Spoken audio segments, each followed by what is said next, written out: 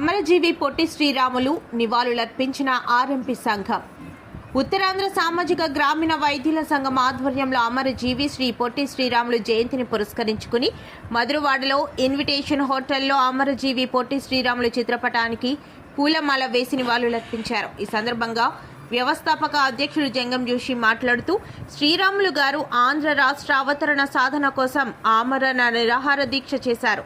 ఆయన త్యాగ ఫలితంగా 1952 డిసెంబర్ 19న ఆంధ్రప్రదేశ్ ఏర్పాటైనది. వారి త్యాగాన్ని ప్రతి ఒక్కరూ గుర్తించుకోవాలని, ఆంధ్ర రాష్ట్ర అభివృద్ధికి మనవంతు కృషి చేయాలని ఆయన కోరారు. అనంతరం సాగర దుర్గా హాస్పిటల్ సహకారంతో వైద్య విజ్ఞాన సదస్సు నిర్వహించారు. ఈ సందర్భంగా మేనేజింగ్ డైరెక్టర్ కృష్ణ మాట్లాడుతూ, గ్రామాల్లో ప్రజలకి గ్రామీణ వైద్యుల అవసరం ఎంతో ఉందని, వారు నిబద్ధతతో పనిచేయాలని కోరారు.